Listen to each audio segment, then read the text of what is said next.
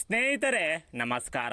Ananthkumar Hegde Hindu fire brand, ಕರ್ನಾಟಕದ ಯೋಗಿ ಆದಿತ್ಯನಾಥ್ ಎಂದು ಹೆಸರುವಾಸಿ. ಹಿಂದುತ್ವಕ್ಕೆ ಧಕ್ಕೆ ಬಂದಾಗ ನೇರವಾಗಿ ಮಾತನಾಡುವ ಪವರ್ಫುಲ್ ರಾಜಕಾರಣಿ, ವಿವಾದಗಳ ನಾಯಕ, ಯಾವುದಕ್ಕೂ ರಾಜಿಯಾಗದ ಅಪ್ಪಟ ಕೇಸರಿಯ ದಂಡ ನಾಯಕ. ತಮ್ಮ ಖಡಕ್ ಭಾಷಣದಿಂದಲೇ ಕೇಸರಿ ಪಡೆಯನ್ನು ಹುಚ್ಚೆಬ್ಬಿಸುವಂತೆ ಮಾಡುವ ಪ್ರಖರ ರಾಷ್ಟ್ರೀಯವಾದಿ. ಹಾಗಿದ್ರೆ ಕಟ್ಟರ್ ಹಿಂದುತ್ವವಾದಿಯಾಗಿರುವ ಅನಂತಕುಮಾರ್ ಹೆಗಡೆ ಅವರ ಲೈಫ್ ಸ್ಟೋರಿ ಹೇಗಿದೆ ಎಂಬುದರ ಕುರಿತು ನೋಡೋಣ ಬನ್ನಿ. ಇವರ ಆರಂಭಿಕ ಜೀವನ. ಅನಂತಕುಮಾರ್ ಹೆಗಡೆಯವರು 1968 ಮೇ 20ರಂದು ಉತ್ತರ ಕನ್ನಡ ಜಿಲ್ಲೆಯ ಸಿರಸಿ ತಾಲೂಕಿನಲ್ಲಿ ಜನಿಸಿದರು. ಇವರ ತಂದೆ ದತ್ತಾತ್ರೇಯ ಹೆಗಡೆ ಮತ್ತು ತಾಯಿ ಲಲಿತಾ. ಇನ್ನು ಇವರ ಶಿಕ್ಷಣದ ಕುರಿತು ನೋಡೋದಾದರೆ ಇವರು ತಮ್ಮ ಪದವಿಯನ್ನು ಸಿರಸಿಯ MA ಆರ್ಟ್ಸ್ ಆ್ಯಂಡ್ ಸೈನ್ಸ್ ಪದವಿ ಕಾಲೇಜಿನಲ್ಲಿ ಮುಗಿಸಿದರು. ಇವರು ಕಾಲೇಜು ದಿನಗಳಲ್ಲಿ ರಾಷ್ಟ್ರೀಯ ಸ್ವಯಂ ಸೇವಕ ಸಂಘದ ಸದಸ್ಯರಾಗಿದ್ದರು ಮತ್ತು ಅಖಿಲ ಭಾರತೀಯ ವಿದ್ಯಾರ್ಥಿ ಪರಿಷತ್ ಕಾರ್ಯಕ್ರಮಗಳಲ್ಲಿ ಕೂಡ ಭಾಗಿಯಾಗುತ್ತಿದ್ದರು. ಇವರ ರಾಜಕೀಯ ಜೀವನ. ಅನಂತಕುಮಾರ್ ಹೆಗಡೆಯವರು ವಿದ್ಯಾರ್ಥಿಯಾಗಿದ್ದಾಗಲೇ ಸಾಮಾಜಿಕ ಹೋರಾಟಗಳಲ್ಲಿ ಭಾಗಿಯಾಗುತ್ತಿದ್ದರು.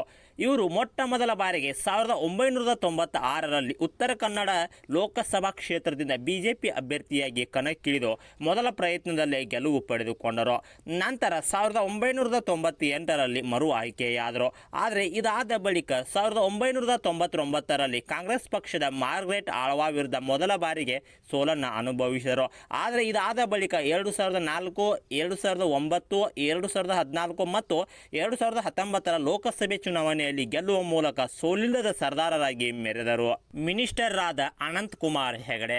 ಇದರ ಮಧ್ಯೆ 2017 ಸೆಪ್ಟೆಂಬರ್ನಲ್ಲಿ ನರೇಂದ್ರ ಮೋದಿಯವರ ಸಚಿವ ಸಂಪುಟದಲ್ಲಿ ಕೌಶಲ್ಯಾಭಿವೃದ್ಧಿ ಮತ್ತು ಉದ್ಯಮಶೀಲತೆಯ ಕೇಂದ್ರ ಸಚಿವರಾಗಿ ನೇಮಕಗೊಂಡರು. ಇವರ ಸಾಮಾಜಿಕ ಚಟುವಟಿಕೆಗಳು.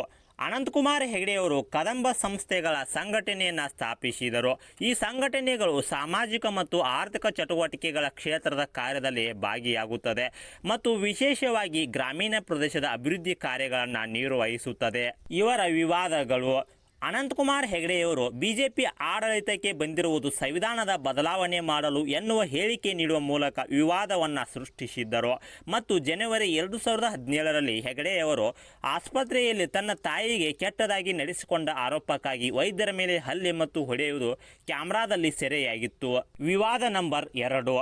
2018ರಲ್ಲಿ ಜಾತ್ಯತೀತ ಪದವನ್ನು ಸಂವಿಧಾನದ ಪೀಠಿಕೆಯಿಂದ ತೆಗೆದುಹಾಕಿ BJP ಸರ್ಕಾರವು ಸಂವಿಧಾನವನ್ನು ತಿದ್ದುಪಡಿ ಮಾಡುತ್ತದೆ ಎಂದು ಹೇಳಿದ್ದರು ಮತ್ತು ತಾಜ್ ಮಹಲ್ ಅನ್ನು ಇದು ತೇಜೋಮಹಲ್ ಎಂದು ಕರೆಯಲ್ಪಡುವ ಶಿವ ಮಂದಿರವಾಗಿತ್ತು ಎಂದು ವಿವಾದಾತ್ಮಕ ಹೇಳಿಕೆ ನೀಡಿದ್ದರು. ವಿವಾದ ನಂಬರ್ 3. ಮಾರ್ಚ್ 2019ರಲ್ಲಿ ಹೆಗಡೆಯವರು ಕಾಂಗ್ರೆಸ್ ಅಧ್ಯಕ್ಷ ರಾಹುಲ್ ಗಾಂಧಿಯನ್ನು ಕಾಂಗ್ರೆಸ್ ಪ್ರಯೋಗಾಲಯದಲ್ಲಿ ಕಂಡುಬರುವ ಹೈಬ್ರಿಡ್ ಉತ್ಪನ್ನ ಎಂದು ಕರೆಯಲ್ಪಡುವ ಮೂಲಕ ವಿವಾದವನ್ನು ಹುಟ್ಟು ಹಾಕಿದ್ದರು ಮತ್ತು ಮುಸ್ಲಿಂ ತಂದೆ ಕ್ರಿಶ್ಚಿಯನ್ ತಾಯಿಗೆ ಜನಿಸಿದವರು ಗಾಂಧಿಯವರು ಬ್ರಾಹ್ಮಣ ಎಂದು ಹೇಳಿಕೊಳ್ಳುತ್ತಿದ್ದಾರೆ ಎಂದು ಹೇಳಿಕೆ ನೀಡಿ ವಿವಾದವನ್ನು ಸೃಷ್ಟಿಸಿದ್ದರು. ಅನಂತಕುಮಾರ್ ಹೆಗಡೆಯವರ ಕುಟುಂಬ.